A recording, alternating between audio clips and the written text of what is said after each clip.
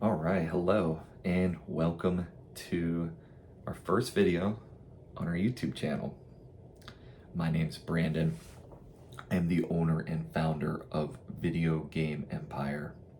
We're a small two-person operation based out of Cleveland, Ohio, and we run a video game specific eBay store, and we also do conventions and things like that.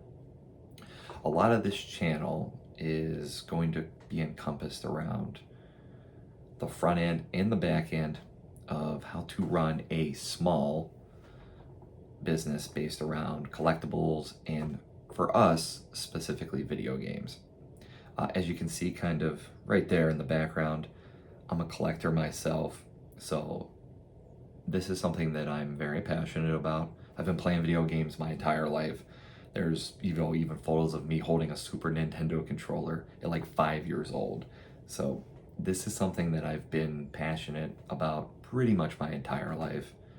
And it just ended up becoming a career, which is just wild how life works. But I couldn't be any happier to be able to be in the position where we're building a small business from scratch with just myself and my wife. And I wanted to start this channel to share our journey.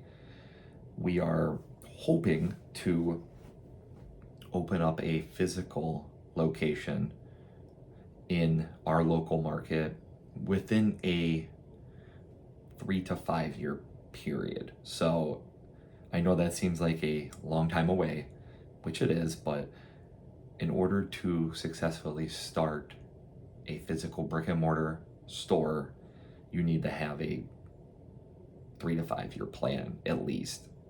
And that's considering that we're also already actively in the space. We have inventory all the time. We have a lot of it, and it still takes a long time to start an actual physical location. But in the meantime, we're going to be diving into the back end and the front end of how to run a successful small business centered around collectibles, video games specifically for us. But the things that we talk about are going to be able to be applied to all aspects of e-commerce, specifically eBay, since that's our exact spot that we sell on. So we don't sell on Amazon.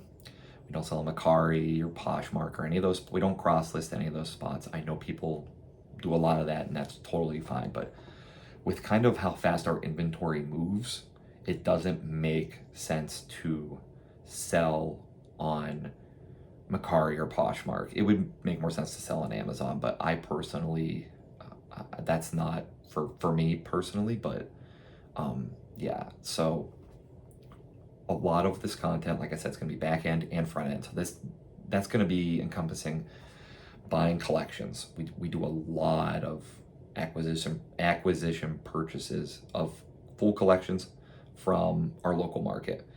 We've built a network within the last year and a half of doing this that people will come to us as one of the premier spots to sell their collections. We pay very fair for market value on collections, and a lot of the other places in the area, which there aren't really many, there's only a few, they just don't pay enough for people to justify taking their higher end stuff into them, specifically higher end stuff. But I mean, it could be anything. And we do a lot of business within the local market, specifically, through different avenues like Facebook Marketplace. I've built a huge log of people that I've met through Facebook Marketplace. They'll put up a collection, for, I don't know, a few $100s, we'll say like $300, right? And I'll message them, if it's something that's maybe they put up a PS2 collection with like Silent Hill and stuff like that. I'll message them and say, hey, I'll give you, whatever, $450. It just depends, right, on how much the collection's valued at. And they'll be ecstatic to sell it to us for more than they wanted, because we're being fair with them. Whereas other people are messaging, hey, can I get that copy of Disney Sports Basketball for $100? That's just like one example recently of something that actually happened in a Facebook Marketplace deal. And, you know, there are some things about that are a little unethical, in my opinion. But yeah, we're going to really go into the nitty gritty of how things are operated. And a lot of this content, too, can be applied to any eBay store. It can be applied to any person looking to even build a small business from scratch, because that's what we did. We did not take out debt to build this business. We have not taken out a single dime for this. We don't, if we can't afford a collection because it's way too much money, we won't purchase it. Now, that doesn't happen often because we've built up enough capital now to where we can afford to pay for most collections. But things like that do happen. And instead of going into debt for inventory, we just say no. It's just not, it's a non-negotiable. There are things that people on YouTube will discuss whenever they're talking about how to run a video game business. And I think that there's a lot that's being left out. And I want to kind of come on here and include, hey, this is what you should be doing. This is what you should be doing for your business, coming from somebody who is in that spot. We're not a large business. It's just two people, like I said, and we do all of our refurbishment ourselves. We repair consoles that we have the knowledge to repair. We refurbish all of our discs. We have a professional resurfacer, the Eco Elm Pro, the little guy, not the massive one. But we do all of this, and we go above and beyond. We offer deals on everything. I give people high-end games at below market sometimes because maybe they can't afford to pay $200 for that copy of Silent Hill, right? But maybe they can afford like $170. So I'm like, yeah, sure, let's do it. You get a good deal. I know what my margins are, and if I can make money off it, it's a win-win for everybody. And we have built a business completely centered around going above and beyond, doing the things that people are not doing, specifically in our local market, but even nationally, because eBay's vast, and the video game category on eBay is extremely saturated. Everybody knows video games, Pokemon cards. That's the most saturated market, other than clothing, obviously, on eBay. When you're talking about collectibles specifically, though, Pokemon cards, video games, they are so oversaturated. Everybody's selling the same thing, right? Like, there are God knows how many copies of Wii Sports on eBay at one time. And that's a bad example because it sells so much. But we swap our cases. We resurface the discs. We clean every single thing. We test every single thing, which may sound like it takes up a lot of time, which it does, but we have systems and processes in place that allow just myself full-time and my wife, who is part-time, to do this and to do it better than 99% of people who are currently doing it on eBay, specifically. Now, if you're looking for content regarding maybe just collecting in general, we're also going to do a lot of that too. As I mentioned, I'm a collector. You can see in the background, I've got some Super Nintendo games kind of showing there. It's a little hard to see, but I'm going to go, I'll go over my collection. I have stories behind every single thing I own in my collection.